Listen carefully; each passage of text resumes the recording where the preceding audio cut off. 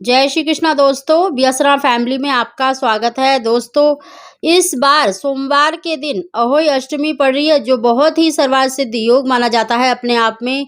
क्योंकि सोमवार के दिन अष्टमी का होना सबसे सर्वार्थ सिद्ध इसलिए माना जाता है क्योंकि इस दिन भगवान शंकर और माता पार्वती के मिलन का दिन माना जाता है।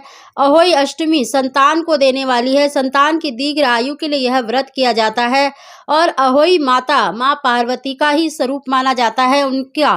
उनका ही पूजन किया जाता है। तो इस दिन बहुत ही अद्भुत योग बना हुआ है, जिसके कारण 9 भाग्यशाली राशियों को बहुत ही श्रेष्ठ लाभ मिलने के योग बन रहे हैं, संतान सुख के योग बने। इस दिन अगर आप एक अचूक उपाय करें तो यकीन मानिए आपको निश्चित ही मन वांछित संतान की प्राप्ति होगी। दोस्तों, उसकी जानकारी देने से पहले अगर अभी तक आपने PS शर्मा फैमिली चैनल को सब्सक्राइब नहीं किया हुआ तो सब्सक्राइब अवश्य कर लें।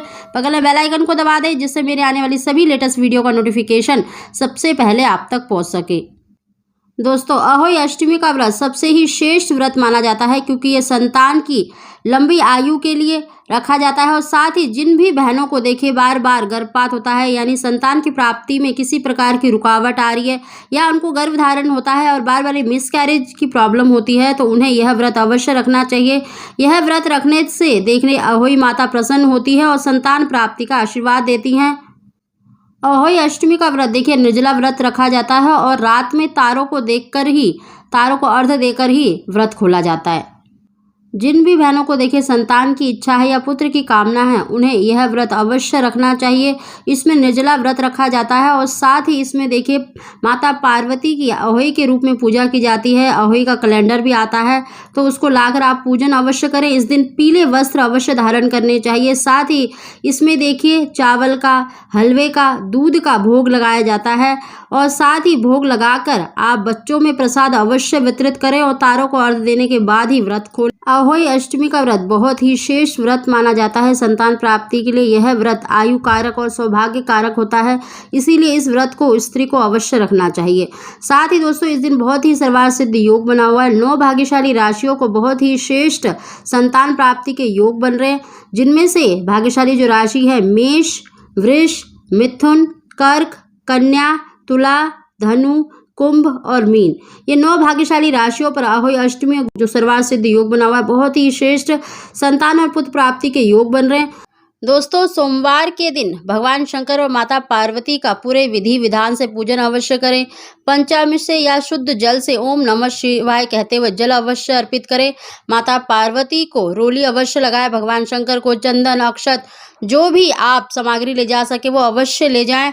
और साथ ही जिस दिन जो आपको उपाय करना है, आपको इस दिन अगर मिल जाता है तो आंकड़े का फूल, यानी जिसे मदार कहा जाता है, चाहे नीले फूल वाला हो चाहे सफ़ेद वाला हो, आपको कोई सा भी मिल जाए, अवश्य ही भगवान शंकर को अर्पित करें अपनी मनोकामना बोलकर।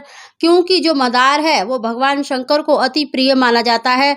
मदार गणेश जी का स्वरूप माना जाता है और गणेश जी माता पार्वती के और भगवान शंकर के प्रिय पुत्र कहलाते हैं। तो इस दिन आप मदार का फूल अवश्य ही अर्पित करें या मदार के जो पत्ते होते हैं उसकी माला शिवलिंग पर अवश्य चढ़ाएं।